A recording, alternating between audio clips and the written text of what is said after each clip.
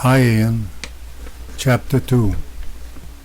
The first thing we want to look at is what is a fleet. We were in the third fleet and it consisted of 6 to 8 aircraft carriers. Aircraft carriers are huge, 6 stories high, plus the flight deck. They hold 4,000 to 6,000 people and they're fast. Very little protection as far as armor plating, but well protected by the fleet, destroyers, the battleships, and the cruisers. They have hundreds of airplanes to attack the enemy. That's the first line of attack nowadays. It used to be battleships, but the aircraft carriers with their planes do a lot more damage than any battleship ever thought of doing. The next on the silhouette is a battleship. Huge, low. They look like they're sinking. They're 16-inch guns, good for shore bombarding or ship-to-ship fighting. 16-inch shells can go 20 miles.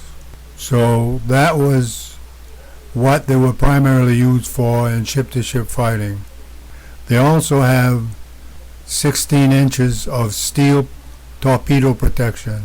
So from the waterline down about 20 feet, there's 16-inch thick steel, the whole length of the ship, both sides.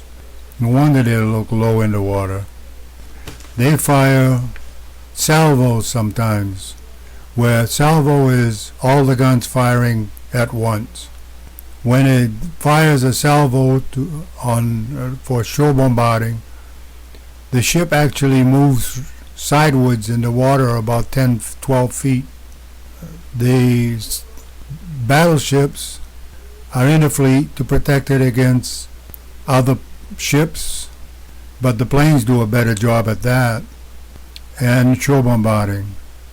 The next in line is the heavy cruisers.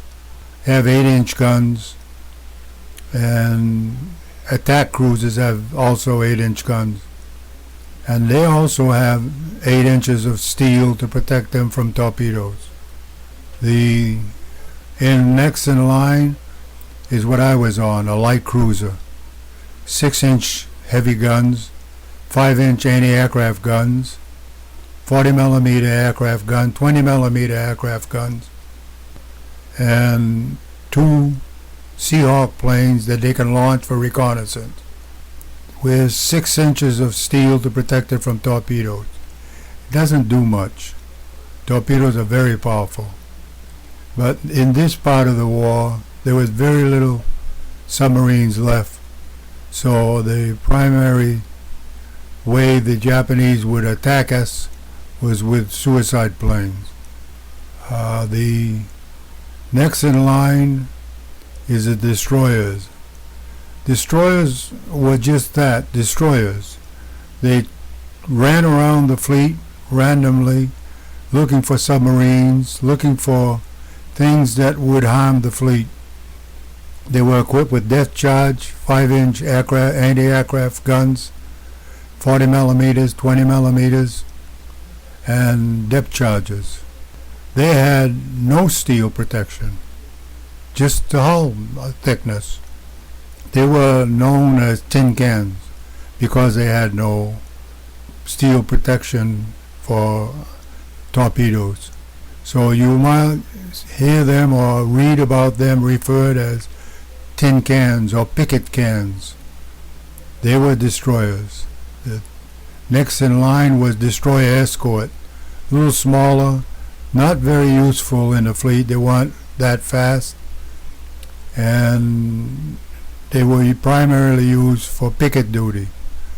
In other words, protecting the fleet by being away from the fleet with a lot of radar. Incidentally, we had radar, but the Japanese didn't. We knew where they were. They didn't know where we were. We could fight at night. They couldn't fight at night. They had to wait till daybreak or send up flares, and then they were an easy target for everything. So we had the advantage in Okinawa time. The fleet was mainly menaced by the suicide planes. Philippine was over, and Okinawa was the last stronghold for the Japanese. Okinawa was a Japanese-held island with Japanese people living on it, and they attacked the fleet from that, so we had to nullify the Okinawa islands before we could really attack Japan proper. So at the end of the Philippines in March, when the Franklin got hit, we went to try to take Okinawa. The invasion was from the troops that had landed, but there was a lot of sea fighting because the Japanese knew that the war was over if they couldn't hold Okinawa. So there was very fierce fighting. Pictures of suicide planes you see in my book and the pictures I sent you, one or two, but there weren't just one or two. There were hundreds. They came in 50, 30, 100 at a time. It's very hard to shoot them all down. You see in some pictures where they sunk some destroyers, cruisers, and it took a heavy toll on the fleet. And ways had to be learned to protect the fleet. So one of the things they started to do was put an early warning system. That was the picket cans. They had radar and were out to sea by themselves all around the fleet, all around the island, and gave an early warning when suicide planes were coming. Obviously, the Japanese knew that and tried to destroy the picket cans. Their life expectancy in the battle was something like 15 minutes. So they were very, very precarious position, but they did a good job, and the fleet took less damage after the picket can started to operate.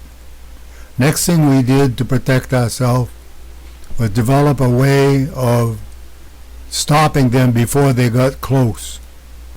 And one of the ways we learned was you could fire salvos from all the ships at the approaching planes that were mixed with suicide planes, attack planes, bombers, and the timed shells would explode just in front of the airplanes that were approaching, and the planes had to fly through the shrapnel.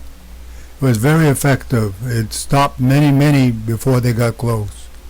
The next in line was, if they got closer, was the 5-inch guns firing at close range, and the 40 millimeters, which you see firing from the aircraft carriers and from the cruisers. They were very effective. They were known as pom-pom gun because they had 2 barrels each gun and 2 guns in the turret. So they would go pom-pom, pom-pom, pom-pom, pom-pom, firing shells. So we got to call them pom-pom. 20 millimeters, we call them crazy people.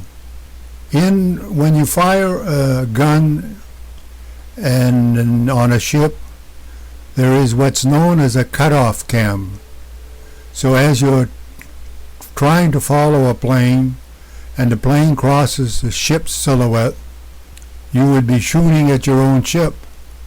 but the firing cutout cams stop the gun from firing if it's aimed at the ship. So you can keep tracing the planes as they go across the sky, firing 40 millimeters, 5-inch, or whatever gun, and you'll never hit the ship. But you might hit other ships, so you had to be careful.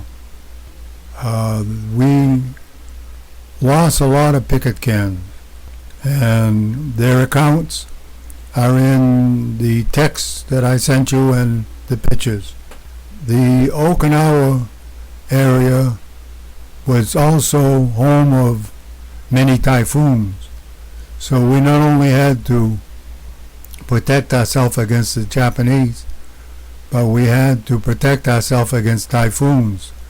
They were very bad in that area. You can see in some of the early pictures I sent you in chapter 1, the water coming over the Topeka turret. If you look at the silhouette, you will see that that turret is a long way back, and the ship had dug into the water, maybe 20 feet deep than the bow was. So the ship would shudder and come out of the water. Sometimes the screw would be in the ears. So there were a lot of typhoons. Okinawa was 1945 was blessed with many, and obviously all fighting stopped. The war in the Okinawa was a very bad battle. That was I got a battle star for that one.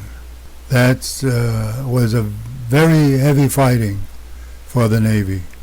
We lost many men, and from there, when Okinawa was secured, we were able to continue on up and attack Japan proper.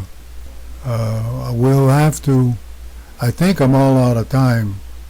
If I'm not all of time, I'll add to this. We'll talk to you next time. Bye-bye.